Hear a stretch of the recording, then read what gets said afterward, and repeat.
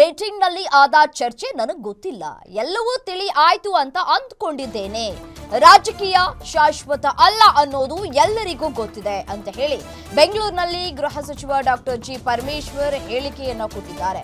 ಈ ಬೆಂಗಳೂರಿನಲ್ಲಿ ಏನು ಡಿಸಿಎಂ ಡಿಕೆ ಶಿವಕುಮಾರ್ ಅವರ ಮನೆಯಲ್ಲಿ ಸಿಎಂ ಸಿದ್ದರಾಮಯ್ಯನವರಿಗೆ ನಿನ್ನೆ ಬ್ರೇಕ್ಫಾಸ್ಟ್ ಕರೆದಿದ್ರು, ಬ್ರೇಕ್ಫಾಸ್ಟ್ಗೆ ಅಂತ ಹೇಳಿ ಅಲ್ಲಿ ಹೋಗಿದ್ದು, ಊಟ ಮಾಡಿದ್ದು, ತಿಂಡಿಯನ್ನ ತಿಂದು ಬಂದ ನಂತರ ಏನೆಲ್ಲ ಚರ್ಚೆಗಳಾಯ್ತು ಅನ್ನೋದು ಕುತೂಹಲಕ್ಕೂ ಕೂಡ ಕಾರಣ ಆಗಿತ್ತು. ಬಟ್ ಆದ್ರೆ ಪರಮೇಶ್ವರ್ ಅವರು ಯಾಕೋ ನಂಗೇನೂ ಗೊತ್ತಿಲ್ಲ ಅಂತ ಹೇಳ್ತಾ ಇದ್ದಾರೆ. ಅವರ ಈ ಒಂದು ಹೇಳಿಕೆಯನ್ನ ಗಮನಿಸ್ತಾ ಇದ್ರೆ ಹತಾಶೆಯಲ್ಲಿದ್ದಾರಾ ಪರಮೇಶ್ವರ್ ಅವರು ಅನ್ನುವಂತಹ ಪ್ರಶ್ನೆ. ಯಾಕೆಂದ್ರೆ ಸಿಎಂ ಸಿದ್ದರಾಮಯ್ಯನವರ ಮನೆಯಲ್ಲೂ ಕೂಡ ಬ್ರೇಕ್ಫಾಸ್ಟ್ ಮೀಟಿಂಗ್ ಆಯ್ತು, ಅಲ್ಲಿಗೂ ಕೂಡ ಆಹ್ವಾನವನ್ನ ಕೊಟ್ಟಿರಲಿಲ್ಲ ಪರಮೇಶ್ವರ್ ಅವರಿಗೆ.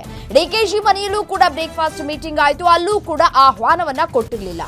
ಸೊ ಸಹಜವಾಗಿಯೇ ಮಾಧ್ಯಮದವರು ಕೇಳಿದಂತಹ ಪ್ರಶ್ನೆಗೆ ಸ್ವಲ್ಪ ಹತಾಶೆಯಿಂದ ಅವರು ಉತ್ತರ ಕೊಟ್ಟಂತೆ ಕಾಣಿಸ್ತಾ ಇದೆ. ಅದ್ರ ಬಿಡಿ, ನೀವು ಕೇಳಬೇಕು ಅವ್ರನ್ನೇ.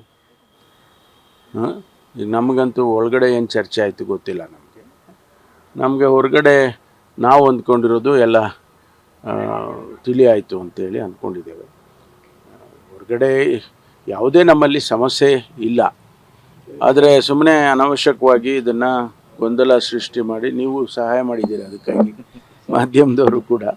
ಹಾಗಾಗಿ ಸ್ವಲ್ಪ ಇದೆಲ್ಲ ತಿಳಿಯಾಗಿದೆ ಅಂತೇಳಿ ಅಂದ್ಕೊಳ್ತೀನಿ. ಸೆಷನ್ಗೆ ಹೋಗ್ತಾ ಇದ್ದೀವಿ.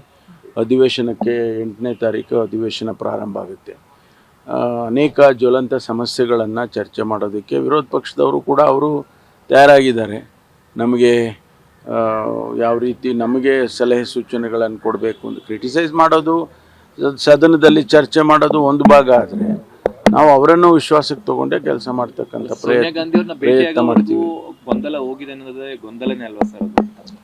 ಅದ್ರ ಬಿಡಿ, ಬೇರೆ ಏನಾದರೂ ಮಾತಾಡಿ. ನೀವು ಬರೀ ಅದನ್ನೇ ಹೇಳ್ತಾ ಇದ್ರೆ ನಾವು ಅದನ್ನೇ ಹೇಳಕ್ ಹೋಗ್ತೀವಿ ಅಷ್ಟೇ.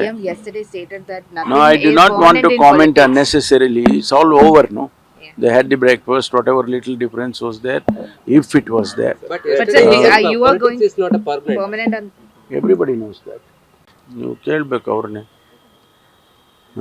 ಈಗ ನಮಗಂತೂ ಒಳಗಡೆ ಏನು ಚರ್ಚೆ ಆಯಿತು ಗೊತ್ತಿಲ್ಲ. ನಮಗೆ ಹೊರಗಡೆ ನಾವು ಅಂದ್ಕೊಂಡಿರೋದು ಎಲ್ಲ ತಿಳಿ ಆಯಿತು ಅಂತೇಳಿ ಅಂದ್ಕೊಂಡಿದ್ದೇವೆ. ಹೊರಗಡೆ ಯಾವುದೇ ನಮ್ಮಲ್ಲಿ ಸಮಸ್ಯೆ ಇಲ್ಲ.